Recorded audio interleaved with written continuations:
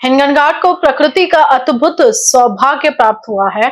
यहाँ स्थित सारंगागर हैरानरी विदर्भ की सबसे बड़ी हैरानरी साबित हुई है। इस वर्ष 2 चरणों में हुई घोंसला गणना के अनुसार कुल 1073 घोंसले दर्ज किए गए हैं। इतने बड़े पैमाने पर पक्षियों का प्रजनन होना स्वयं में एक विलक्षण और अनोखी घटना है। पक्षियों की यह चहल पहल भरी बस्ती हिंगनघाट को आज प्रकृति प्रेमियों के लिए जीवंत प्रयोगशाला बना रही है, ऐसा मत पक्षी अध्येता ने व्यक्त किया है। ये गणना निसर्ग साथी फाउंडेशन और महाराष्ट्र पक्षी मित्र वर्धा जिला के संयुक्त उपक्रमांतर्गत हर वर्ष की जाती है। 2025 में पहले चरण में 915 घोंसले गिने गए थे, जबकि दूसरे चरण में ये संख्या 158 और बढ़ी। पक्षियों का प्रजनन काल लगभग 3-3 माह का होता है। पहले समूह के बाद दूसरे समूह के पक्षी घोंसले बनाते हैं। दोनों चरणों की गिनती मिलाकर संख्या 1073 पर पहुंची है। पिछले वर्ष जहां ये बस्ती 34 पेड़ों पर सीमित थी, वहीं इस वर्ष बढ़कर 39 पेड़ों पर फैल गई है। इन पक्षियों का संरक्षण हो, इसलिए हिंगनघाट के नागरिक, स्वयंसेवक और पक्षी अध्येताओं का सातत्यपूर्ण प्रयास शुरू है। यह बस्ती केवल पक्षियों का प्रजनन केंद्र नहीं, बल्कि आने वाली पीढ़ियों के लिए प्रकृति का अनमोल खजाना है, ऐसा प्रवीण कडू ने कहा। नागपुर, वर्धा और हिंगनघाट के पक्षी अध्येता, वन विभाग के अधिकारी और प्रकृति प्रेमी ने इस कार्यक्रम में उत्साह से भाग लिया।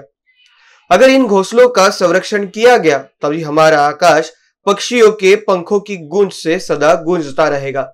ऐसी गूंज सभी के मन में सुनाई दी। आज 14/9/2025 ला तहसील कार्यालय परिसर, न्यायालय परिसर व पंचायत समिती परिसरामध्ये मिश्र पाण पक्ष्यांची मिश्र विहीन वसाहत यांची घरटी मोजण्याचा कार्यक्रम घेण्यात आला। यापूर्वी जून महिन्यामध्ये या प्रकारे घरटी गणना करण्यात आलेली होती। त्या घरटी गणनेमध्ये एकूण 915 घरटी आढळून आली। आजच्या या घरटी गणनेच्या कार्यक्रमामध्ये 158 घरटी आढळून आलेली आहे। मागच्या घरटी गणनेच्या कार्यक्रमामध्ये आणि आताच्या घरटी गणनेच्या कार्यक्रमामध्ये बरीच तफावत आहे। मागच्या वेळेस 915 तर आता 158 घरटी मिळालेली आहे। मागच्या घरटी गणनेमध्ये सर्वाधिक घरटी ही कॅटल इग्रेटची म्हणजे गाय बगळ्याची होती, तर आताच्या घरटी गणनेमध्ये रात ढोकळी म्हणजे ब्लॅक क्राउन नाईट हेरॉन या पक्षाची सर्वाधिक घरटी आढळून आलेली आहे।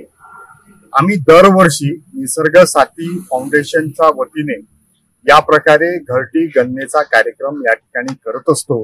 त्याचा मागचा मुख्य उद्देश म्हणजे या ठिकाणी असलेल्या पक्ष्यांच्या घरट्यांबद्दल माहिती मिळावी, त्यांचं संरक्षण व संवर्धन करता यावं या हेतूने या घरटी गणनेच्या कार्यक्रमामध्ये आपण आयोजन करत असतो। आजच्या या घरटी गणनेच्या कार्यक्रमामध्ये महाराष्ट्र पक्षी मित्रतर्फे राहुल वकारे, ज्ञानचंद गिडवानी, MSR शाद यांनी सुद्धा सहभाग घेतला होता आणि आजची घरटी गणना पूर्णतः यशस्वी झालेली आहे।